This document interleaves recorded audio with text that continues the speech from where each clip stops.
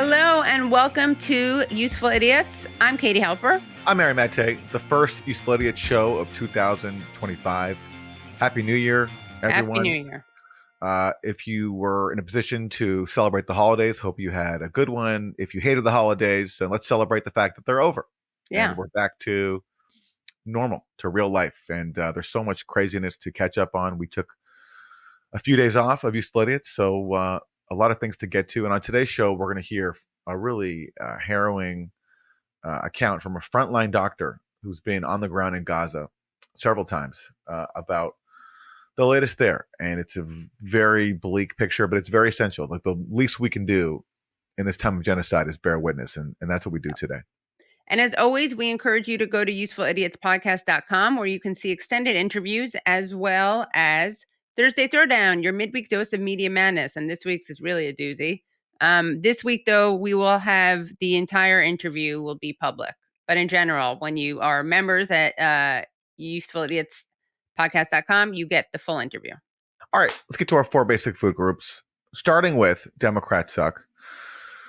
MSNBC is doing some, year-end reflecting. It's a new era with Donald Trump about to come back to office, and Democrats still grappling with the loss of the White House and the, pending exit of Joe Biden and Kamala Harris.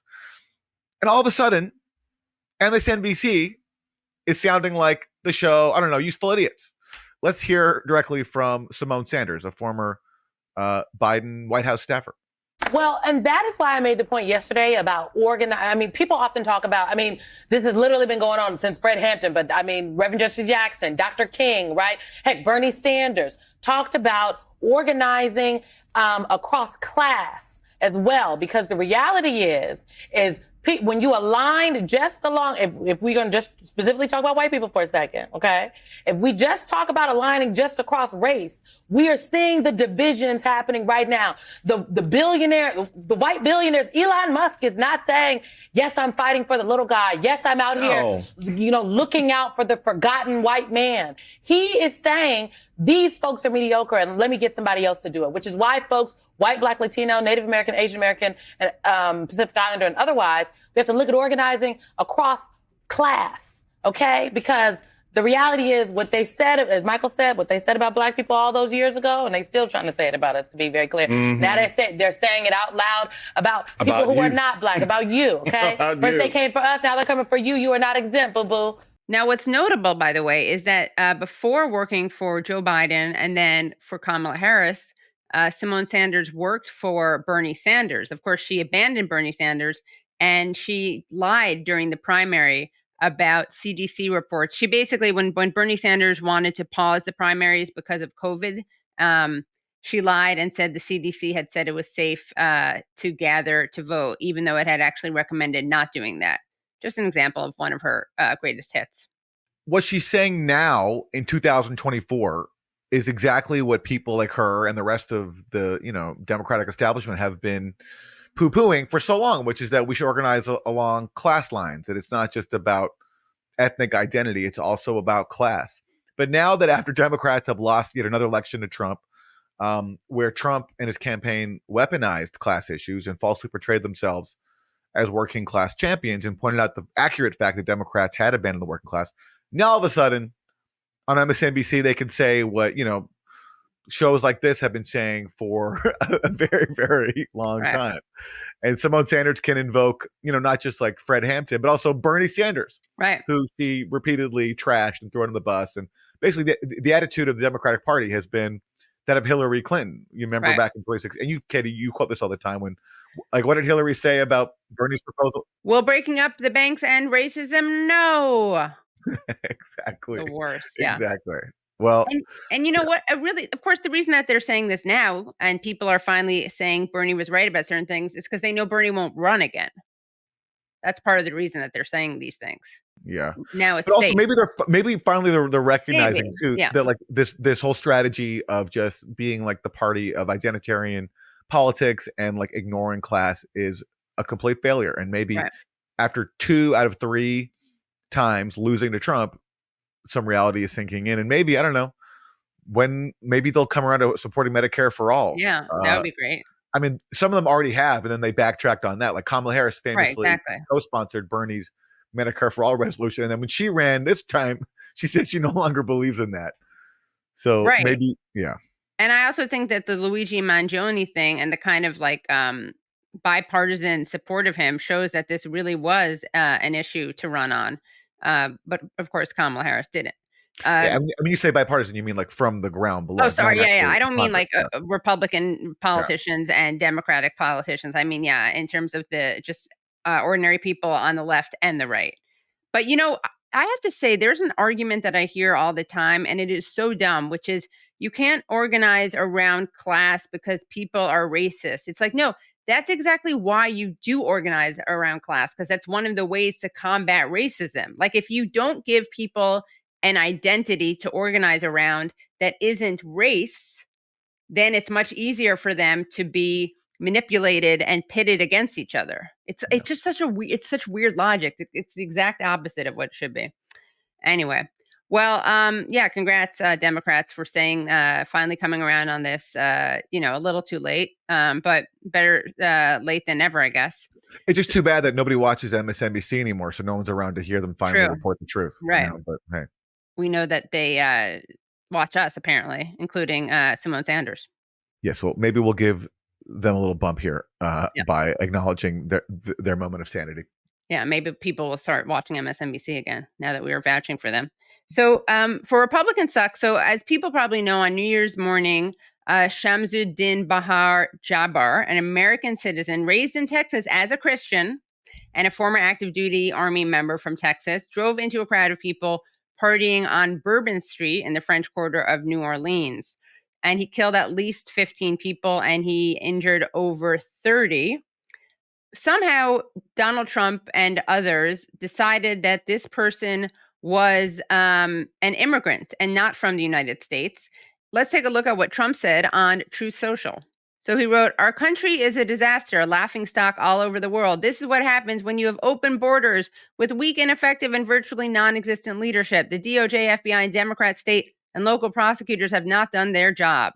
About an hour after posting this falsehood, he doubled down and said Trump was right about everything, even though by then it was clear that this person was not a foreigner. Now, it wouldn't have been okay for him to be xenophobic and bring up open borders had they been, but it's just rich that the person happened to be born in the United States and also that he doubled down. But Trump wasn't the only person who was pointing his finger at interesting enemies on this. Let's take a look at what Louisiana Senator John Kennedy had to say. I will promise you this. I will, when it is appropriate and this investigation is complete, you will find out what happened and who was responsible. Or I will raise fresh hell. And I will chase those in the federal government who are responsible for telling us what happened, like they stole Christmas. So I don't really understand what he means about treating them as if they stole Christmas. But I guess for him, that's a very bad thing to do. I guess, isn't that what the Grinch did? So is he comparing like the government to the Grinch and somehow blaming the Grinch for this attack? Yeah, as far as I know, actually, stealing Christmas is the worst crime under U.S. law. It's like, this is official. If you steal Christmas, it's punishable by like not just one death row sentence, but like multiple death row sentences. Like you're executed also in the next lifetime as well, because that's how serious this crime is to steal Christmas. Yeah, I mean, you're getting hell rained down on you by John Kennedy. Yeah, but obviously he feels very strongly about theft of Christmas as opposed to like just murder. Right. For him, theft of Christmas is a bigger offense than killing people. Right. But which is an interesting line. He's a very colorful character.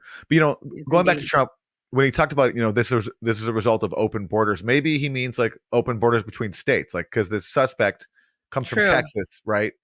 Maybe Trump. So he crossing state lines. Maybe Trump is advocating that we just we seal everybody off now within their state. That could be a new approach to MAGA. That is true. Yeah, states' rights, shut down the state's borders. Yeah. Yeah. Yeah. Maybe he Unfortunately, is right. I mean, that would be horrible, especially for women seeking abortions in Trump's America, because then they'd be prevented from not only getting abortion in their own state, but then even making the trek to a neighboring state Right.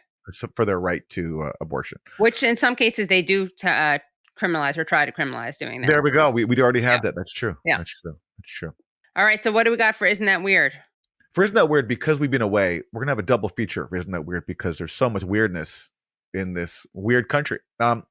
Starting with a man named Patrick Bet-David. He is a, pretty prominent podcast host.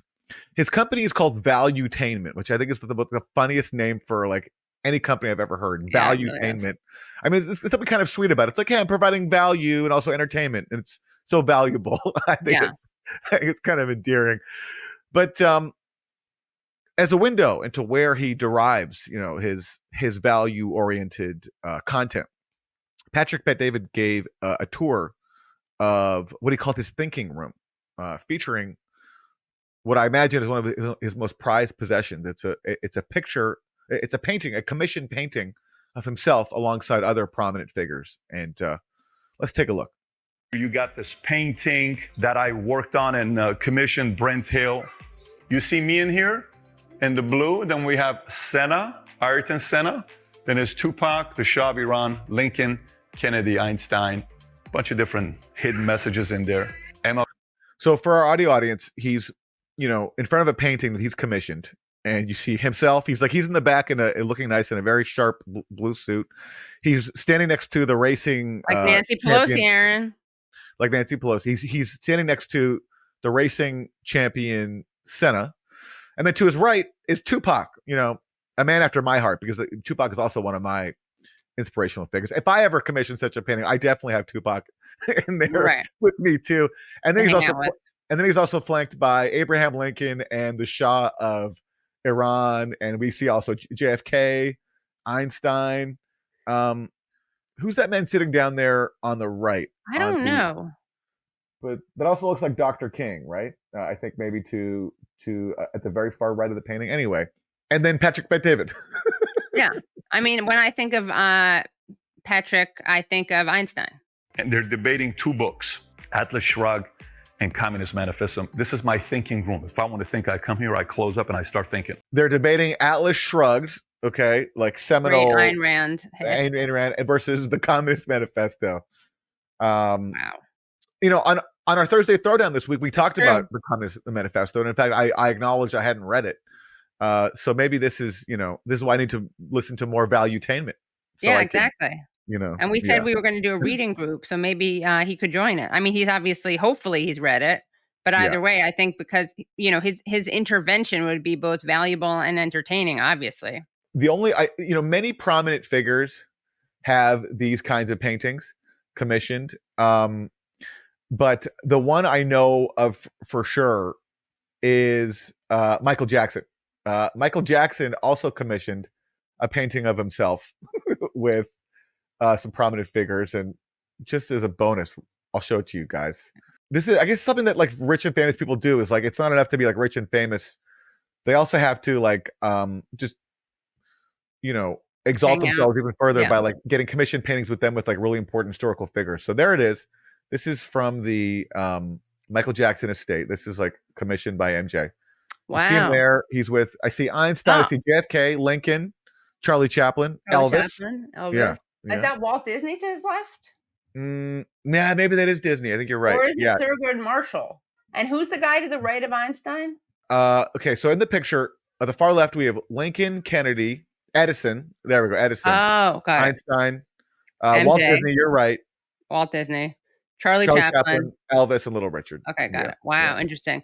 I mean, he basically ripped off a lot. Patrick Bet-David ripped off a lot of MJ's figures, but he did not have Michael Jackson did not have the Shah of Iran, and that's an interesting. That's true. Nor did he have this fascinating debate over the Communist Manifesto versus Atlas Shrugged, which really just it captures the struggle of our time. So I'd say Patrick Bet-David takes the cake here. Yeah. So that's the first half of our Isn't That Weird? Now, we also wanted to turn to Syria, where there's just been regime change, and now Syria is trying to chart a new course. But a major problem that Syria faces is not only does the U.S. still have sanctions imposed on Syria, which, by the way, it's not lifting.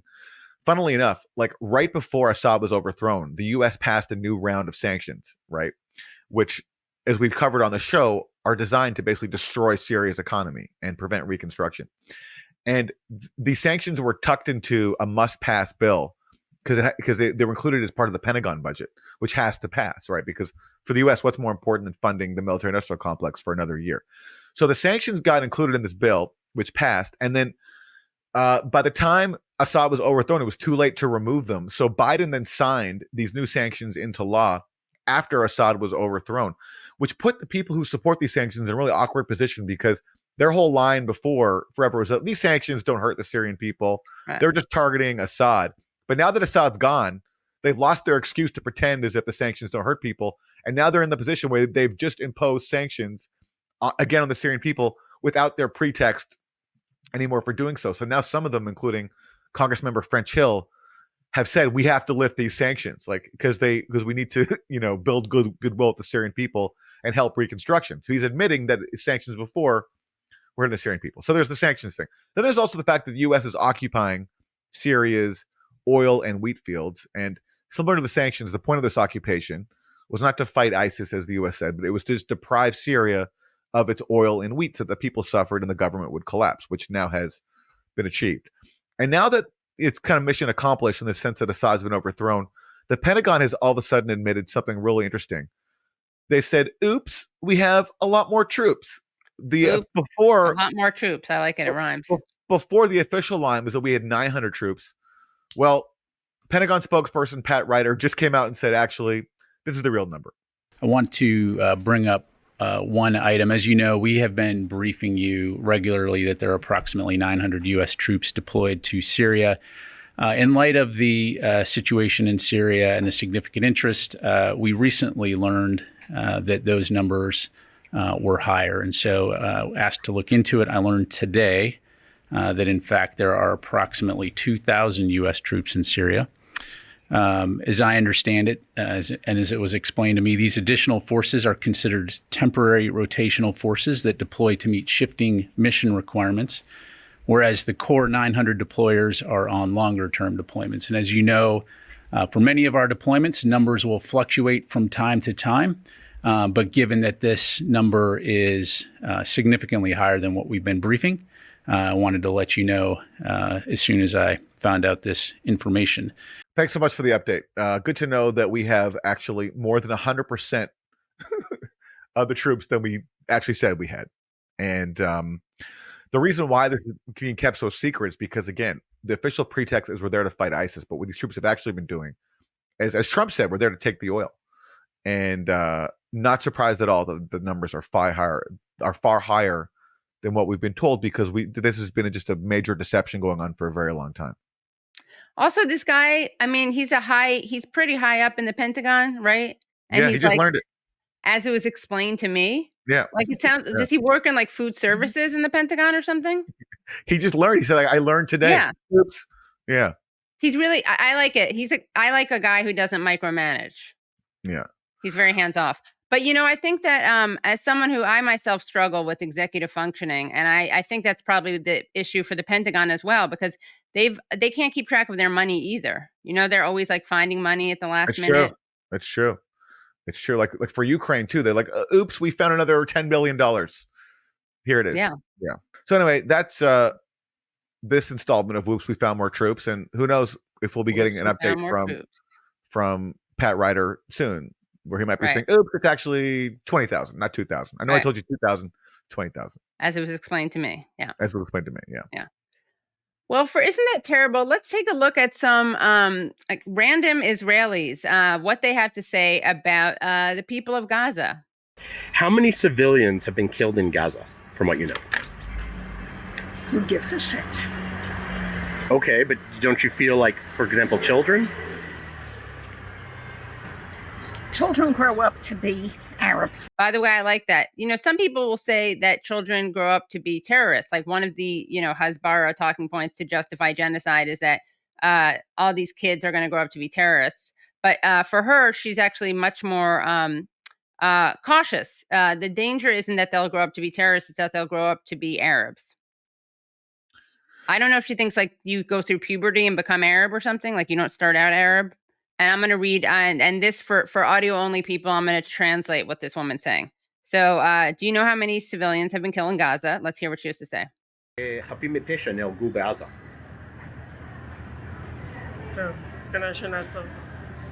if we stop here. You don't want to answer? No.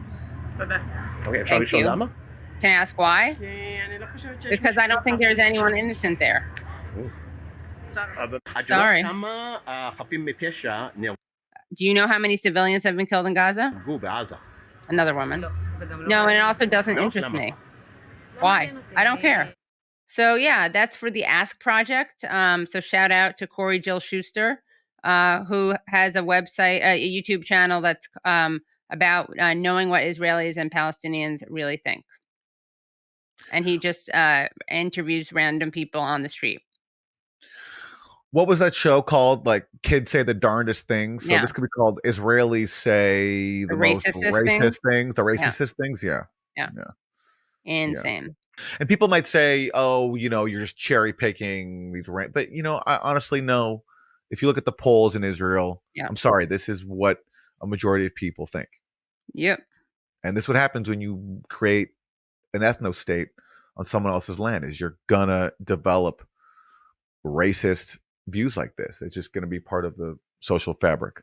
Yeah, it's inevitable. Yeah. And those have been your 4 basic food groups.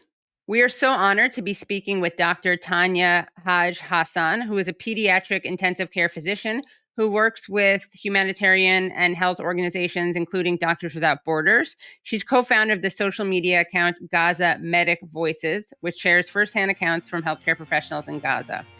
And she has been to Gaza several times, and she's joining us now from Amman, Jordan.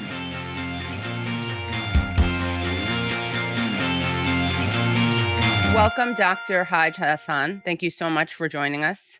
Really appreciate it, especially given how busy you are and all the important work that you're doing. Can you just start off by telling us what brought you to Gaza in the first place and the kind of work that you've been doing there? Yes, of course. So when I was a medical student at Oxford University, I struck up a chat with one of the surgeons one day about how medical education must be so difficult in occupied Palestine in general, particularly since people can't move, and our job as we're training requires us to move and learn from different hospitals and also attend various conferences to remain connected with the global medical community.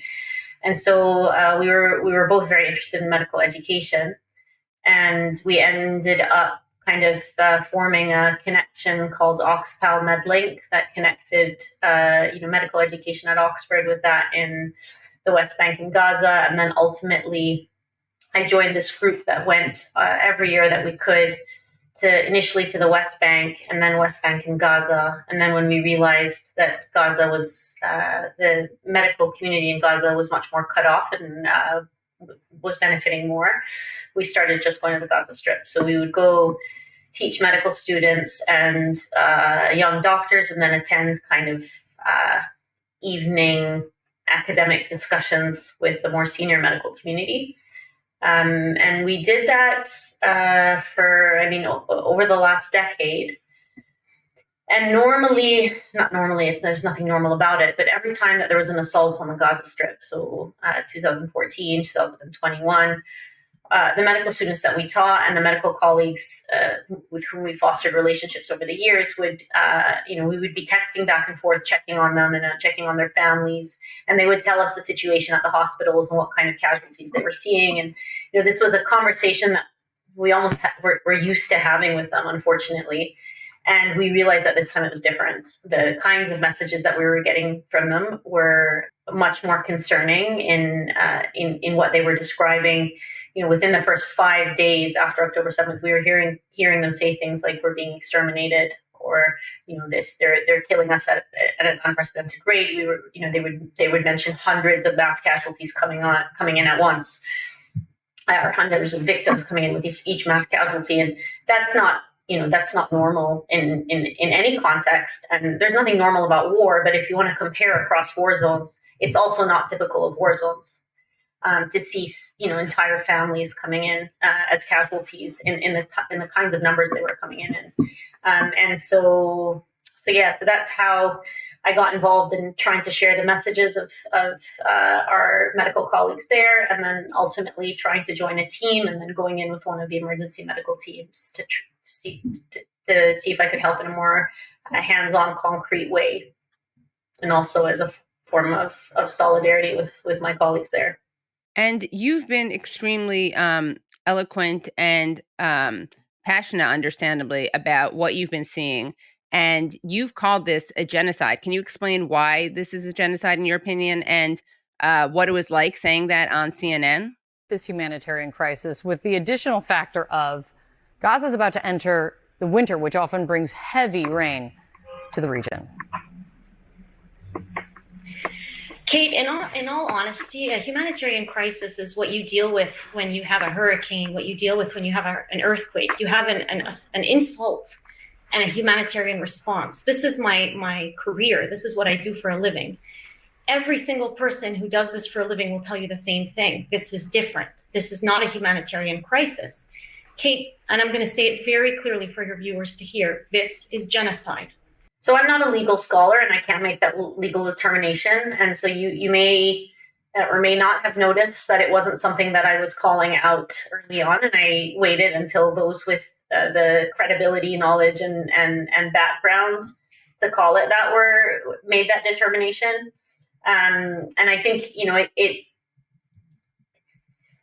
it meets all the criteria.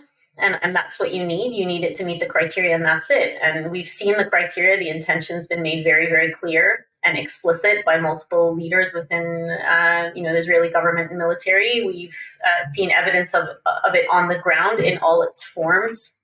And we've also seen international organizations with the credibility to make that kind of statement, organizations like Amnesty International and Human Rights Watch. And a year ago, this month, the International Court of Justice, ruling plausible genocide and putting in place preliminary measures. And so I think for me, it's not a matter of debate anymore. That's a really unfortunate thing. For so long, people considered it some kind of controversial determination or even an opinion.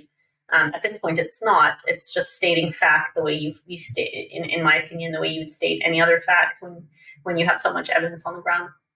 Going back to your very brave condemnation of genocide on CNN, you said that the media is going to have to reconcile with its complicity in this. Can you expand on what you meant by that? So the reporting on this has been censored, biased, silenced from the very beginning. International journalists, as you know, are not let in, and there's been not near the amount of outrage there should be from mainstream media about that. I think people just accepted it, shockingly, even though it's unprecedented. There hasn't been outrage, with the exception of a couple news channels, about the number of journalists that have been killed. Record numbers, again, silence. We hear about Ukraine, we hear about domestic issues, with a level of horror that if we were to,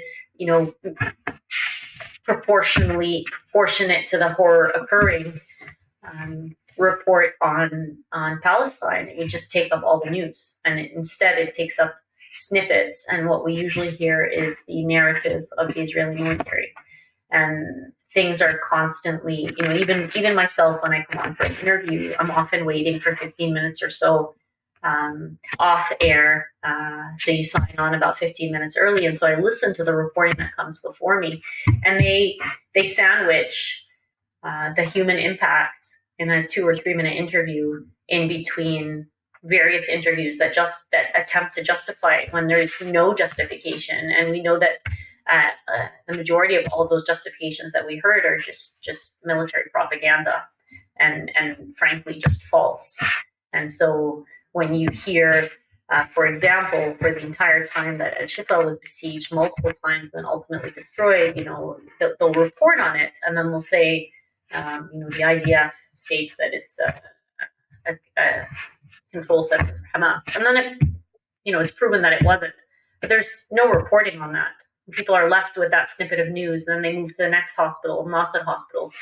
Media reports the same thing. They don't question it. They share it as facts.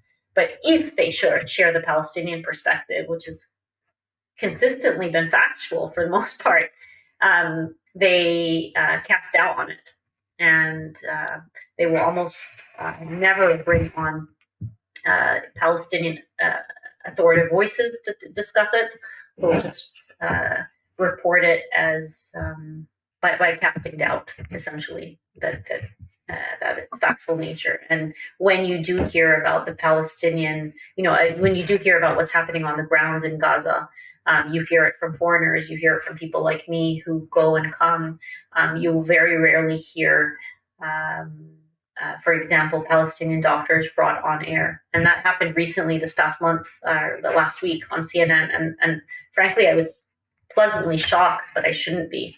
That should be the first point of reference, is for them to bring on Palestinian healthcare workers to discuss what's happening in their hospitals. But it isn't. I mean, how many times did you see Dr. Safiya being interviewed by any of those news networks in the 3 months when he was pleading for international protection, when they were showing daily evidence of attacks on the hospital?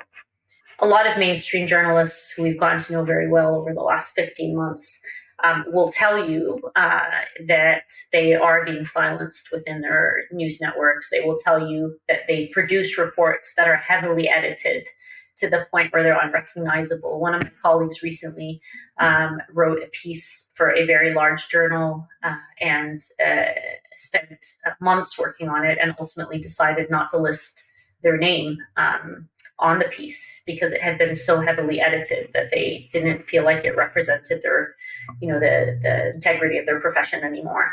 And I think that's, we see that over and over again. I remember an incident with the BBC, for example, where a report was published and then hours later was removed from kind of the headline area, removed way down and heavily edited. And it was one of the few reports that were critical of Israel. And it turns out we heard internally that it was as a consequence of the Israeli authorities getting in touch and essentially threatening. And I think, and that's what I mean by complicity. Journalism is journalism. You present objective facts, and you present objective facts by searching for the stories and by creating time for the stories. And we don't see that. We don't see a humanization of Palestinians. We don't see Palestinian lives valued or reported in the same way they report Israeli lives, for example. Palestinians passively die. Israelis are actively killed. Palestinians come in numbers or in estimated numbers. Israelis come with names and stories and entire programs that highlight their humanity. And if the difference in the way things are reported is striking. There's a Palestinian exceptionalism. I think that's pervasive within journalism as well. Can you tell us about some of your medical colleagues in Gaza? I know you've lost people to Israeli attacks. I know it's hard to summarize, but just share for us, if you can, some details about the people, the brave doctors you've worked with on the ground in Gaza. I know both of you know this. I'm not sure, what kind of exposure your viewers or listeners have to what's going on the ground, but there have been over 1,000 healthcare workers in Gaza that we know of that have been killed to date by the Israeli military. We know that there have been well over 300. I don't know the exact number. We're about 3 months out of date with our numbers here, but as of 3 months ago, before the incursion into the north, there were over 300 healthcare professionals that were detained. Those who were released were reporting horrific accounts of torture and detained without charge. and 4 of our medical colleagues died in Israeli detention, presumably from torture. And that's, I'm only speaking about medical professionals. There are thousands of other Palestinians in prisons, unlawfully detained, and who were hearing witness accounts of extreme levels of physical and psychological torture, as well as I'm sure you've heard, a lot of sexual torture as well, and rape. Those are kind of crude numbers of healthcare workers that have been killed, just to give you a bigger picture. And then what that means for the healthcare sector. I think about 25% of all senior physicians in Gaza have either been killed, unlawfully detained, or fled at this point. So that means that a quarter of the medical expertise, unfortunately, has, for the most part, been either exterminated or detained or pushed out. And so personally, what that means, I guess, for me and for every colleague I know in Gaza is every single healthcare colleague that I know in Gaza knows multiple other healthcare workers that they've worked with, that they work with, who have been killed, and many who have been detained as well. I just scroll through, my Instagram account, and I see condolence after condolence. If I just pick one colleague, for example, one of my colleagues who evacuated last year and is living outside of Gaza at the moment, before the Egyptian border had closed, and I go through my Instagram account of how many times I've offered him condolences for family, for colleagues, for friends of his that have been killed. It feels like every week, every 2 weeks, you run out of words to provide condolences. And the same thing is true for my colleagues that are inside Gaza. I feel like, if I think of one particular colleague who is doing significantly better off than most of my other colleagues there, because this colleague is working for an international organization and so still gets a salary. This particular colleague has lost multiple members of her family. She has lost multiple members of her healthcare worker community, many of whom she's told me stories about in the past, and you just sit there and, yeah. I have another colleague who is currently in Cairo, was in Cairo prior to October 7th of last year, doing sort of advanced medical training. And he tells me he's lost so many of his teachers and his mentors. Me personally, several of the students that I've taught in the past in Gaza have been killed by the Israeli military in the last 15 months. The head of the medical school, or one of the medical schools where I used to teach, there are 2 medical schools in Gaza, was killed, along with his daughter, who was also a young doctor and a previous student of mine. It's you reach a point where it's so sad, but you just finish mourning the loss of somebody you know, and then you receive the next bit of news. And I think that's characteristic of everything we've been witnessing since October of last year. Just as an example, on Christmas Day, 5 journalists in a press-marked vehicle were killed by a direct airstrike. A day later, Kamal Adwan Hospital is raided and burned down.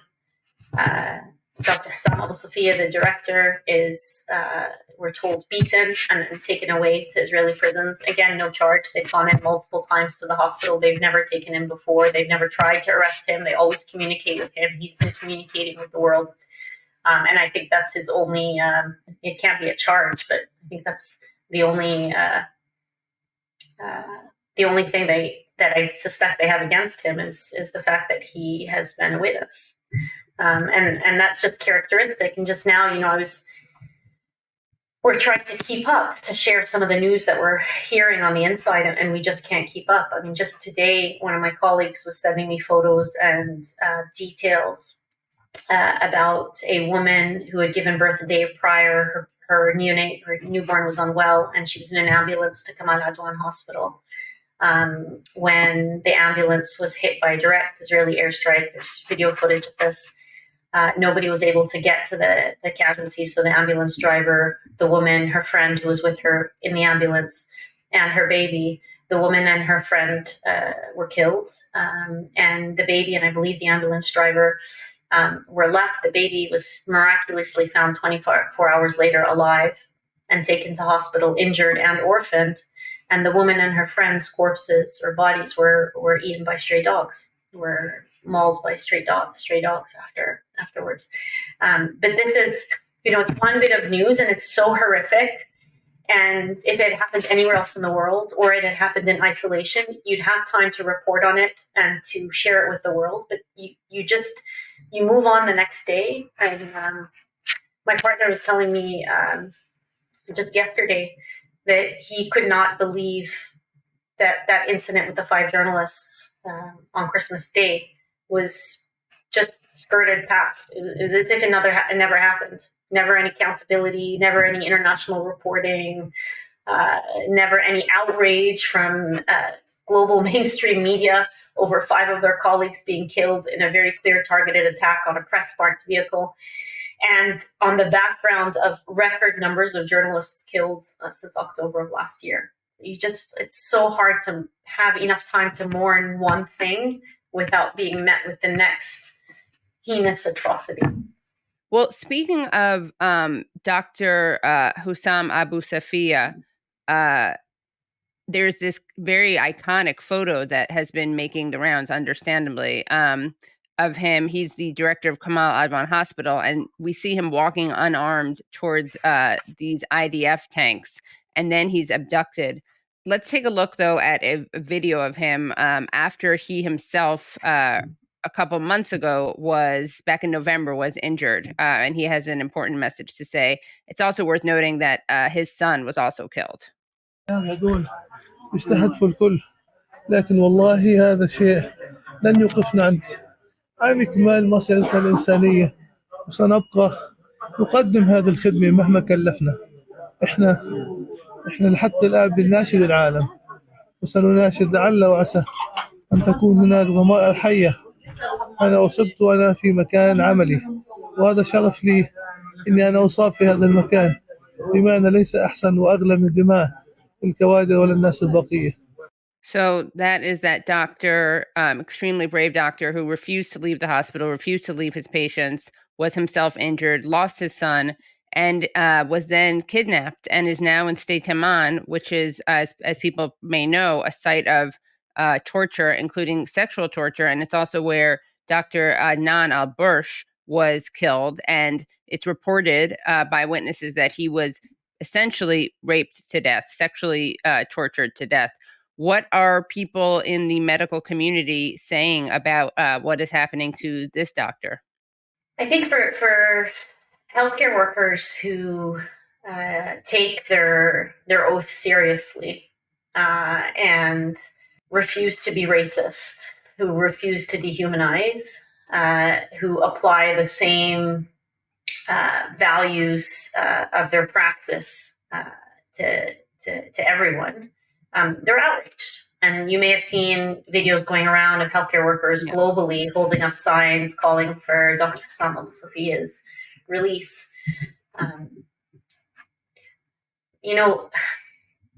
I remember when this happened at Nasser Hospital, and we were pushing really hard for the release of Dr. Khalid al-Sir, which took months. And during which time he was also subjected to torture in Israeli detention. He was ultimately released because he had no crime other than, like I said, bearing witness and communicating with the outside world. So I think at the time there was outrage. There were healthcare workers making statements globally. I guess there are two points to make. One is that healthcare workers are outraged. Healthcare workers who are true to their oaths are outraged. And then you have the rest who are silenced, and who don't want to risk their positions for a community that they feel like they don't want to fight for or don't want to risk anything for. And the reality, true solidarity means risking something. And I can tell you, as someone who's working in the North American healthcare system, that we are silenced, and that when we speak out, we pay the price. And if you're not willing to pay that price, and I'm telling you this from personal experience, I had a very difficult time at my hospital before I left this summer, and I think there's a price to pay. And if you don't have the courage, or you're not willing to pay that price, then you're going to remain silent. But the reality is, being silent in the face of the intentional decimation of an entire healthcare system, the intentional killing and targeting of healthcare workers, the intentional detention and torture of healthcare workers for no other crime other than providing healthcare, is complicity. And it's an indirect way of saying, not all lives are important to us, and our oath applies not to everyone, but to those whom it's convenient to apply it to. When you work in the American healthcare system, you aren't given the freedom to show solidarity with Palestinian healthcare workers. You're not allowed the freedom to express any form of solidarity with the Palestinian people, with patients, with healthcare workers, to express outrage about the intentional targeting of the healthcare system and healthcare workers. And you are either directly or indirectly attacked if you show solidarity in this point. And I can tell you that was my experience. I can tell you that was the experience of most healthcare workers that I know. Fortunately, many people in healthcare, like many people in your field of journalism, and many people in, the legal fields and all these fields that are that have been outspoken about this, and who've taken oaths and hold a lot of integrity in their profession, refuse silence and have the courage to continue to speak about these things, even if it comes at a professional cost to themselves. I mean, I think that it's really important to highlight what's happening to Palestinian healthcare workers and patients, which you've been doing. But I also want to say that it is important for people to know the price that is paid, that people face consequences, that people who are medical providers, who are North American medical providers, also face pressure to not speak out. I just think it's an important point so that people realize that even when we do hear people like you speaking out, think about how many people aren't speaking out. And so, in other words, it's even worse than we know about. It's more pervasive. The things that you're describing are more pervasive than we know about. And it also speaks to behemoth that is trying to silence people and vilify the people of Palestine and anyone who is in solidarity with them. There is most definitely a Palestinian exceptionalism.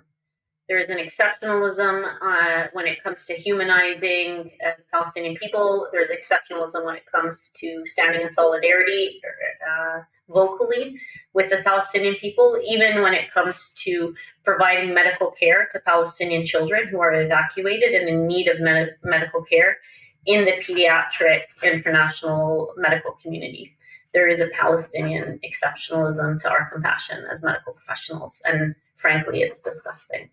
The only context in which, the word exceptionalism should be applied to Palestine is how exceptional the healthcare system was in Gaza under impossible conditions. I'm wondering if you could talk about that, what Israel has destroyed, how Palestinians were able to, living under siege, living under blockade before October 7th, build up a really impressive healthcare system that took care of people.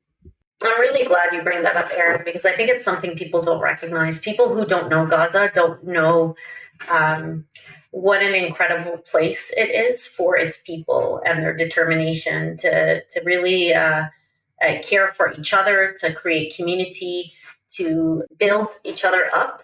And that's, I think, most clearly seen in education.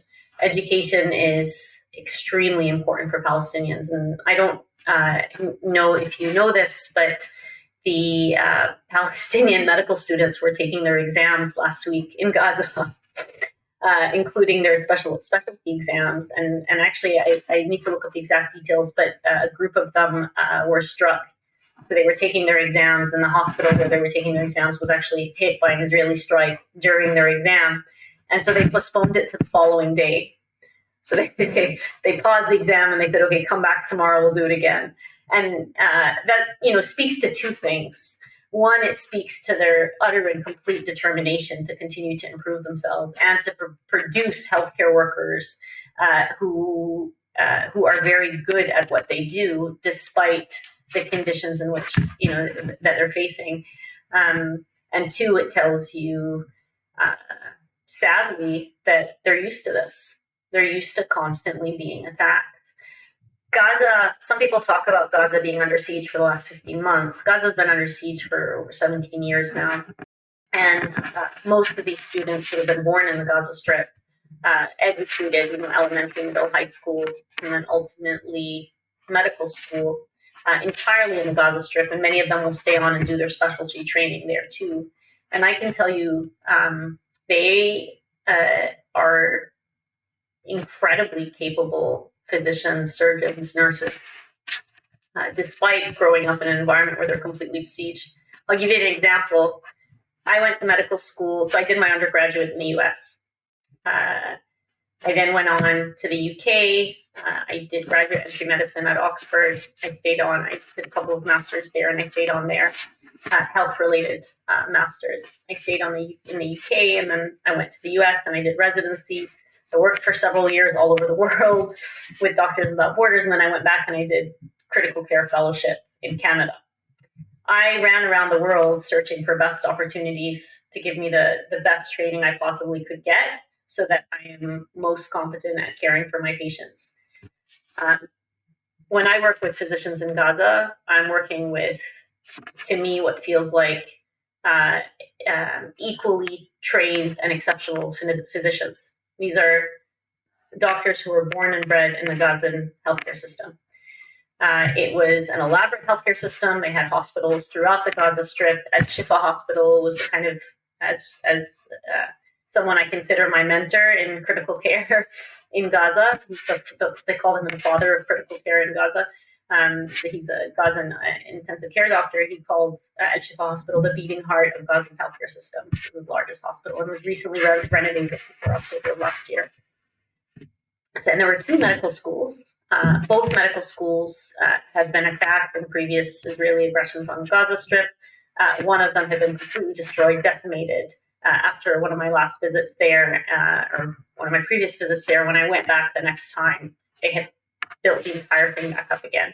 And it was running, and they were super proud. They were especially proud that the female medical students were doing so much better than the male medical students. It was like a source of pride for the university.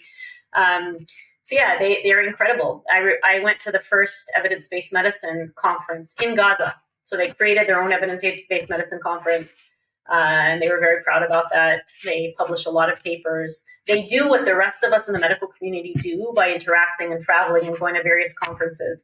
But they do it despite all the odds and without the ability to leave the Gaza Strip for most Gazan healthcare workers. Some are fortunate and receive permits to leave and do additional training abroad, but the majority of Gazan healthcare workers are trained internally.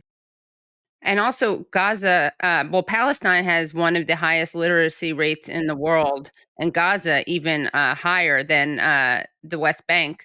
And that is in large part because of UNRWA, which of course Israel has targeted, tried to present as a terrorist organization. And the US has stopped funding, even though other countries, other governments that announced they'd stop funding when Israel lied and said it was a terrorist organization, at least those other countries have reinstated the funding. The US has not.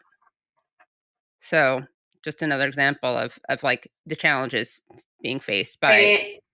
I don't even know what to say to that anymore. The fact that UNRWA was defunded and attacked to start with is just so outrageous. And I hope your viewers are intelligent and recognize the absurdity of defunding an organization that was the lifeline for all Palestinians, and that every NGO or every humanitarian organization that works in Gaza Strip will tell you that. Right. And these accusations are are empty, and it's unfortunate what it's led to. And UNRWA is not just a lifeline for Palestinians in Gaza; it's a lifeline for Palestinians in the West Bank, in Lebanon, in Jordan, throughout the region. And it also, and I think this is an important political point. We don't often talk about politics, but it's important to understand why UNRWA is threatening to this entire project. UNRWA signifies, a right of Palestinians to return to their homeland. It also teaches them about their history, like in UNRWA schools, Palestinian kids, contrary to what Israel claims about their race to, support terror and all that, just a pure falsification. They're taught their own history. They're taught to be proud to be Palestinian, and in the eyes of Israel, that's intolerable. I mean, I think that was a major factor in why it had to be wiped out, is because it preserves Palestinian nationhood, and keeps, and as you said, instills in people the right that they have to return to their homes from which they were expelled. And again, it's just, speaking of, like, we look at all the propaganda campaigns that the corporate media here is taking part in, the painting all hospitals as Hamas terror centers, and same thing with UNRWA and its schools too, as being, just trying to raise people to promote hatred and terrorism and all that stuff. It's, yeah. I've worked in and around UNRWA facilities for years in the Middle East in general. And it's a lifeline, and it provides all the things that you need to provide to a community that's been displaced from social services, from their own social services. And it's something Palestinians are very proud of. The majority of the employees are Palestinian. They do excellent work. They have really great programs for children who are going through childhoods that are, trauma upon trauma upon trauma. It creates a community of support and social services that is a lifeline for this population. Can you talk about what has happened to the Al-Aqsa Martyrs Hospital where you worked? People probably know that there were in November, people were basically burned alive while attached to an IV. There was a disgusting example of this, Shahan al-Dalu, which made some headlines, or at least social media. Are you in communication with people who are at that hospital? And can you share other stories that you have from working at that hospital? Yeah, absolutely. So the emergency department of the hospital, there's a press tent that's been hit numerous times right outside the emergency department. And there's also a number of tents where internally displaced persons have sought shelter. So people that were forcibly transferred from other areas within the Gaza Strip. Some of them were actually my colleagues. I had a nursing colleague who was living outside the hospital door with her family. I had other colleagues. There was a young child who worked with us regularly in the emergency department who was also living in the area and being cared for by members of the press because that child was alone without parents there. And so he was being cared for by the team, the journalists in the press tent. So that area where people had set up tents has been hit multiple times, and that was an example of when it was hit and caught fire. And there was the young man who was burned alive that we caught a video of. I mean, the reality is so many people have been burned alive in Gaza, and unfortunately we cannot share their stories because, as you know, international journalists are not let in, and Palestinian journalists, as I was saying earlier, it's just so hard to keep up with the atrocities that are happening there. But yeah, a lot of my colleagues who I worked with are still in Al-Aqsa Hospital, working in the emergency department, in the intensive care unit, in the pediatric unit. Every time there's a large mass casualty, they send us stories, and sometimes I stop before sharing them because they're often so dehumanizing, and I struggle between wanting to show the world how egregious these crimes are and how horrific the suffering of the Palestinian people are and the types of injuries that are coming into the hospital, but also recognizing that these Palestinian patients, Their caretakers, the healthcare workers that care for them, are very dignified people who should be remembered by so much more than their last moments, where when they're in the example of the young man you mentioned who loved to play the guitar and who was very interested in pursuing his education. You want to remember him by those things, not by the last image of him being burned alive. But at the same time, people need to know those things are happening. But every single day, the team in Al-Aqsa Hospital, as is true for the teams in all hospitals that are still partially functioning in Gaza, they are receiving casualties and tragedy upon tragedy upon tragedy. Yeah, I mean, I understand the conflict that you feel. I also think it's important personally to not kind of conflate. There's nothing weak about being at the receiving end of a genocidal rampage, right? It's just what happens. But I totally understand that you want people to be remembered in their full humanity, while at the same time the world needs to know about what's happening to people and also what Israel is doing. Like, they need to know that this is not just, war is terrible. Things happen in war. Like, it's important for people to know about how the injuries reveal targeting. I mean, there was that op-ed by a doctor talking about how there were babies and children had bullet wounds to the head and chest, showing that they were sniped and targeted. This was not just some explosion. Not that I mean, Israel has no right to be touching a single body, a single hair of a body of a Palestinian. But it's not even just these aren't just casualties of war. Can you talk about any injuries that you've seen that indicate this kind of targeting? I cared for one child that had a in and out penetrating injury to the head, gunshot wound, and he died. For the most part, when I was in Gaza, I was in Deir al-Bala, and at the time that I was there, the ground invasion wasn't to the extent that it is now. It was mostly aerial bombardment. And so a lot of what we were seeing were entire families that were being wiped out. And I remember one instance where multiple children were brought in at the same time, laid on the floor, and 3 were dead. And we declared them dead right then and there. I mentioned this happens all the time. The reason it was a little bit unusual that day is because usually when so many are killed at once, they're very clearly dead, as you've probably seen on Instagram, where people are dismembered and it's very clear that somebody's not alive. In this case, these 3 infants almost looked like they were sleeping, but they were dead. So blast injury, internal types of injuries that aren't so evident on the outside, so they just looked like they were sleeping. But all of this to say, entire families were coming in, and I can't tell you at the time that they were intentionally targeting children because this was aerial bombardment. So we were receiving entire families, with the exception of those that were clearly had gunshot wounds. The rest were just entire families that were hit by aerial bombardment. But I can tell you that the testimonies we're receiving from their families suggest that they were just, civilians in a building with extended families, all of whom were civilians, and that there is no clear military reason that they could understand or tie themselves to that would explain why that civilian building was hit. And they would cry and say that in the emergency department. They'd be like, why?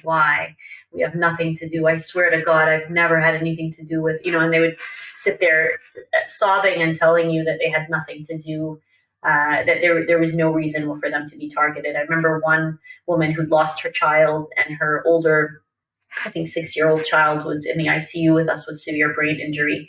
And I remember her telling us that, her husband was worked in I believe it was a dairy factory. And she said, my husband works in a dairy factory. We were in the middle of our prayer, our family prayer. It was Ramadan when they hit us. I just don't understand why they would do this to us. And I didn't have the heart to tell her that her daughter would probably never speak again or interact again, given the degree of traumatic brain injury that she had. And the fact she'd also lost her younger child in that same attack. So yeah, I guess to answer your question, a lot of the targeted attacks that were witnessed by that team afterwards, that the team that published that op-ed, were when the ground invasion had progressed. You have been to Gaza several times. You keep going back. I mean, do you fear for your own safety? Do you fear that you could be killed? And if so, how do you find the strength to keep going back? I think it's normal to have some fear for your own safety, and I think anybody that goes to Gaza has that recognition. You're going into a war zone where essentially there is indiscriminate killing of everybody. But at the same time, our colleagues have been enduring this for 15 months straight, and it's intolerable and unbearable to watch it from the outside. I think we go back to help, to relieve them. I already told you that they're highly experienced, but they've been doing this for 15 months straight and they're exhausted. And so we go to relieve them, we go to show solidarity, and we go to bear witness. But I think it's not that we don't recognize the risks associated with going. It's that not doing anything is intolerable and feels very deeply wrong, particularly when you swore an oath to do this kind of work where people need it. And this is probably a context where people need it most, more than any other context that I've experienced in my lifetime. A situation where so few people are let in and so few people are able to bear witness, are able to stand hand in hand. To turn that opportunity down is too grave of a betrayal. Thank you for what you do. It's really inspiring, and it's unfortunate that you have to be risking your life to do your job, and that you're risking your life because of a genocide that's being facilitated by the United States government. I mean, I feel like every day there's like a double, there's double pain. There's the pain of seeing what's happening to the people of Palestine, and then there's the pain and kind of hopelessness that I feel as someone who knows that my tax dollars are going to this. I feel you, Katie. Yeah. I mean, it's I think about this all the time, and I think about it actually impacts my decisions, my work decisions about where I want to be spending my money, and it impacts it. And I think we've known this for a long time. I remember protesting the Iraq War and protesting the Syrian War, and I've known this for a long time. I think I just didn't recognize how facilitated this kind of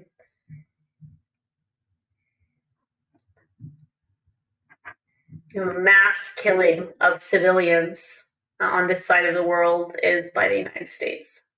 You mentioned that you want to recognize the full humanity of Palestinians, and show the world that they're, not just victims and not just dismembered bodies. So I was hoping you could share with us some of the stories of individuals who have been killed. So you can do that, so patients, colleagues, sharing the humanity of some of these people. Yeah, certainly. Well, I think one of the people that often comes to mind for me is Dr. Mohammed Ghanem, because he's a young ER doctor who was one of our students previously and was in the north, and so he'd moved from one hospital to another. He was at Al Shifa Hospital, Al Ahli Baptist Hospital, Kamal Adwan Hospital. He basically moved every time the Israeli forces invaded a hospital, and he had to forcibly move to another forcibly leave, he would just move to the next hospital and work there. And I think he was in the Indonesian hospital as well. So he basically moved in between the hospitals, and he kept a diary. And I had asked him if he would let me translate his diary and share it. And he consented to that. And so I spent some time translating his diary and really, mulling over each word. And he was someone who was gentle, and I can actually read, if you give me a second to pull it up, I can read some of his friends' testimonies about him too. But he was a very gentle person who was inspiringly committed to his work, to his colleagues, to his patients. So Dr. Mohammed was killed alongside his father. And he started keeping a diary in January of this past year. So January 15th, 2024 was his first entry. And he described moving from one hospital to another. But he starts out his diary by saying, I write these lines to document my journey if I'm gone, and to remind myself if I manage to stay alive. And then he goes on and describes his journey. He shares multiple photos, including a photo of him and a cat that he got to know during the siege, including, photos of bullets in the hospital windows and walls, including one of the first times he got to eat bread after being besieged for a long time. So it's a very moving account. He goes on to describe his fear for his family as the tanks and shells were getting closer and closer to his family that was in Jabalia camp. The only major hospital that was in the north of Gaza and operating at the time was Kamal Adwan Hospital. This was January of last year. He said that injuries were coming to them from all parts of the city, Gaza City and the north, including Jabalia camp where his family was. And so he kept preparing himself to see his family amongst the injured and the dead. And what made things worse was that communications were cut off at the time. So when casualties would come in, he would ask them where they were from in that area and whether his family were amongst the casualties. And he describes the physical impact of working 24 hours. He said he was the only ER doctor in any workday because there were only 2 emergency medicine doctors in the hospital. And as the days passed, he said, I felt like I had been in this state for years. Anyway, I can share his diary with you if that would be helpful. But it was really hard to translate it with the intent of sharing his journey with the world to protect him and everybody like him who's struggling to stay alive, to keep their families alive, and then to hear that after all of that he was killed. And someone who represented everything good about the world. I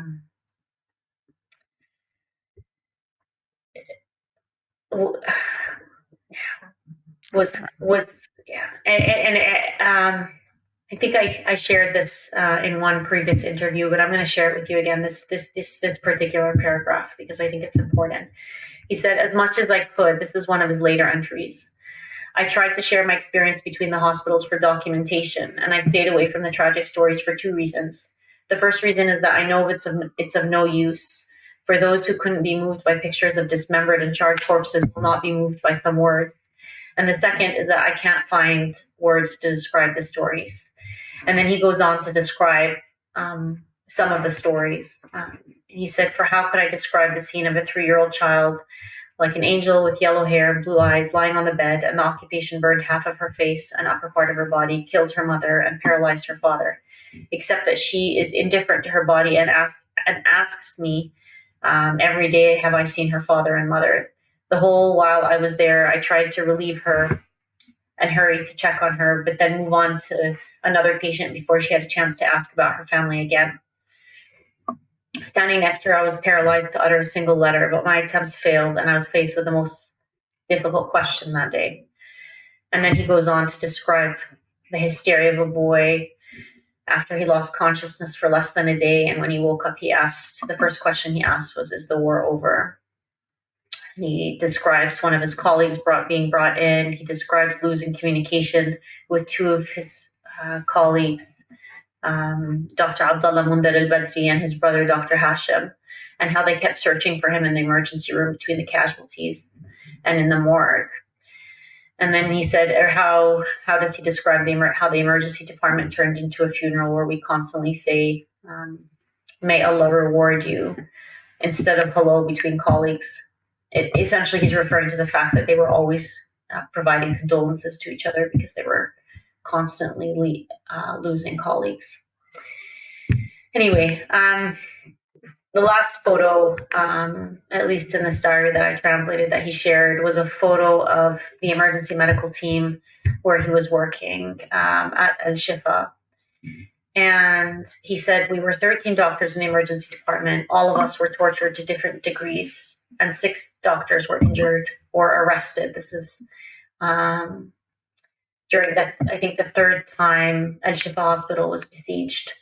He said this was the most severe, both in terms of the siege, incursion, and the amount of destruction. When he said that they were only 13 doctors in the emergency department, 6 of them were injured or arrested, he said, I'm only talking about the department I was in charge of, and I'm not talking about the doctors who were executed directly from other departments after they were arrested, or the doctors whose fate is still unknown.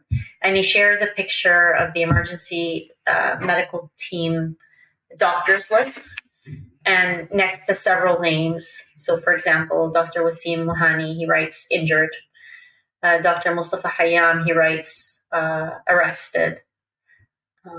Dr. Khalil Skeik, I think, he says injured and then arrested. Dr. Yahya al-Masri, arrested. Dr. Hamid Abu al-Khair, arrested. And, he goes through just the list of emergency medicine doctors that he was working with, and one by one lists their fate. And I think that it's terrifying to think that the colleagues we knew and the colleagues we know today are like this very list, if you were to list them one by one, to know that they're either injured, arrested, killed, or will be injured, arrested, or killed unless we do something now. And everybody we know is emaciated. There was a study last month that came out that showed the average weight loss in the first, say, like 6 or 7 months after October 7th in Gaza. It was over 18 kilos average weight loss per person. I don't know what that number would be like now. I suspect probably about double that. So you're talking about, a sizable percentage of people's body mass, and you see that you no longer recognize them. They're emaciated. Just like 40 pounds for. Yeah. That, yeah. Ms. Rachel, who is a kind of like Mr. Rogers type figure. She has a YouTube show that uses singing to educate children. She posted on her Instagram, 3 babies died of hypothermia in Gaza the past few days. Over 14,500 have been killed total. Children have the right to live. And in response to that, Stop Anti-Semitism tweeted, Ms. Rachel continues to spew her propaganda about Gaza numbers, never once mentioning the babies kidnapped or murdered by Hamas. Also, it's in the 50s, 60s in Gaza, not exactly freezing weather. Can you address this claim that given that because it's in the 50s and 60s, there isn't hypothermia? Yeah, sure. I mean, before I do that, that numbers that we know of is that 7 infants who died of hypothermia, and 8 people in total have died of hypothermia so far in the last week. It is cold. I'm in Jordan, about 200 kilometers away from Gaza right now, and it is cold. It is very cold. You can't see it, but I'm wearing a Heat Tech Uniqlo top underneath my blouse, and I have an electric heater turned on right next to me in addition to the household heating. And I just moved here from Canada, so this isn't me being a wuss. It is actually cold. It has also been raining continuously for about a week. A family member of mine gave birth on Christmas Eve, and they've been too worried to take the baby out, even bundled. So it is very wet. I took the dog out a couple days ago in the rain because she needed to be walked, and she got soaked. We both got soaked, and I was shivering by the time I got to the house. I am a grown-ass adult with subcutaneous fat and glycogen stores. a baby is not. A baby does not have sufficient subcutaneous fat. A baby does not have sufficient stores of glycogen, so the storage form of sugar or glucose. And so when a baby gets cold, a baby stays cold and just gets colder and cannot produce glucose needed to make energy. Then they become hypoglycemic as well, and eventually they die. And so babies are very predisposed to hypothermia or to this dangerous level of being cold for people who don't know what hypothermia is. And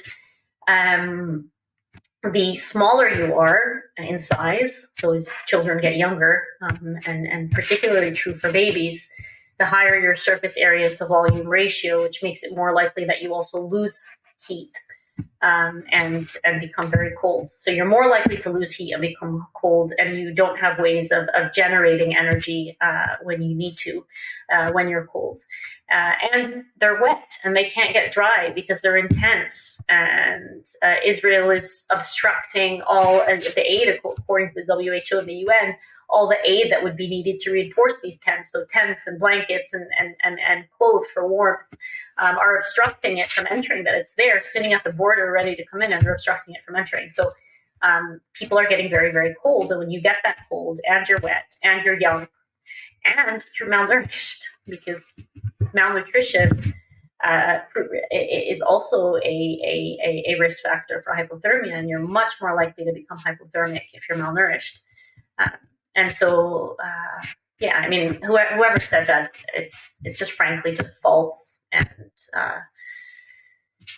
anytime I hear people say, "Oh, but you don't mention these things," or "You're lying about the numbers," or it just immediately tells me that this is someone who does not humanize Palestinians. That's all you need to know. It's irrelevant whether it's 40,000 or 5,000 or 50,000 or 200,000. Obviously, higher numbers is worse, but it's just to say that it's irrelevant. These are human lives. And when we sit there and debate the numbers, you lose the bigger picture. And on the topic of numbers, I'm not here to debate, but the reality is the estimated numbers that are coming out from the UN are grossly underestimated. We know that. We know that from the past. Palestinian authorities have in the past, if anything, underestimated casualties. This is, on previous assaults on Gaza. Sorry, when I say Palestinian authorities, I mean not the political group, but Palestinians who are in positions that share these sorts of statistics.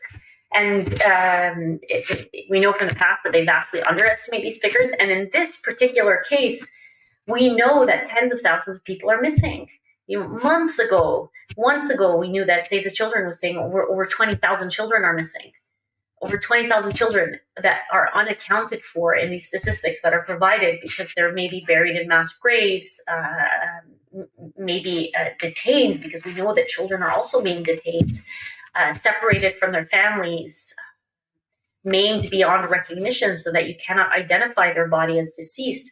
The numbers that are being listed are people whose bodies have been retrieved and who are identifiable, and who the broken healthcare system and system of census taking was able to capture.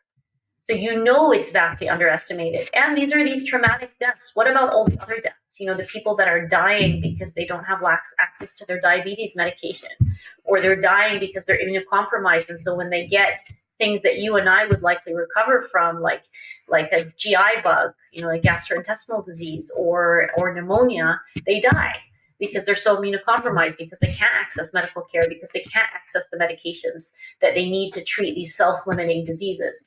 These are all direct consequences of the way that Israel has architectured its aggression on the civilian population of Gaza.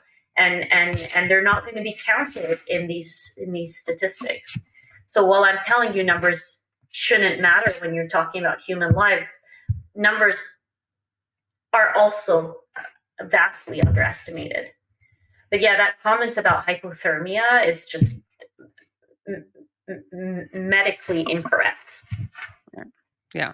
And it has to do also with rain, not just temperatures. And of course, the temperatures get lower at night. I mean, I was conflicted about even bringing it up, but I just felt like it was such a disgusting piece and desperate piece of propaganda. And to go after this woman who really is like today's Mr. Rogers just shows you how much like the claims of anti-Semitism are weaponized in order to whitewash Israel's crimes. Katie, it is very cold. And I'm telling you this. I mean, every day when I go outside, I shudder to think what families in Gaza are experiencing. And I was telling my family the other day because they were complaining about olive season and how it's been a really dry winter relative to what the water needs are in this region. This was about 2 weeks ago, before this flood of rains in the last 2 weeks. And I remember saying, there's part of me that wants rain because I know the earth needs it. And there's part of me that really prays to God that this is an incredibly dry winter, because I don't know how people 200 kilometers away are going to survive a wet winter. Dr. Tanya Haj-Hassan, thank you so much for everything you do, for saving the lives of Palestinians literally and giving voice to them, including to your medical colleagues. We cannot express our gratitude to you enough. So thank you so much for joining us. Thanks for having me.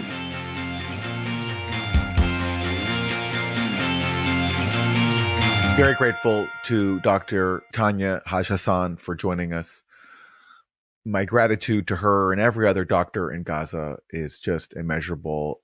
I can't imagine what it must be like to be there on the ground, doing the kind of work she does, seeing the things that she's seen. And without people like her giving witness to this genocide, we'd be so much less informed. I mean, the work she does is so vital, not only in saving people's lives, but then in telling us what the reality is, the reality that's been covered up and whitewashed by our media. So just words can't describe how valuable people like her are to our understanding of this genocide. And I just can't imagine what it takes. And I'm extremely grateful to her for joining us. Yeah, she really is amazing. I remember seeing her months ago, maybe even almost a year ago, when she said that in Gaza they had a special term, wounded child, no surviving family. So WCNSF. Yeah, I mean, I really admire these doctors, both the doctors of Palestine as well as the doctors abroad who are working with them. So much has happened in the world, the whole crisis in Syria that really exploded recently. So people's attention has been diverted away from Gaza, but we just cannot forget this genocide is happening every day. As we talked about, people are literally freezing to death, including babies.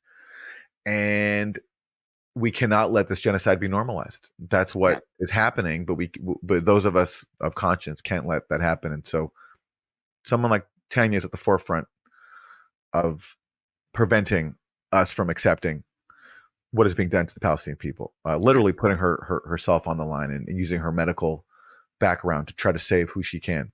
So very grateful to her and every other doctor, medical worker inside Gaza who is doing the impossible. Thanks so much for watching. We'll see you next week. And of course, please do join us at usefulidiotspodcast.com. Thanks so much for listening to and watching Useful Idiots. For extended episodes, bonus content, and our weekly Thursday Throwdown episode, please subscribe at usefulidiotspodcast.com. Support the show for free by subscribing on YouTube, Rumble, and wherever you get your podcasts. And if you like the podcast, don't forget to rate and review. You can also follow us on Twitter at UsefulIdiotPod. Thanks for supporting independent media. We'll see you next time.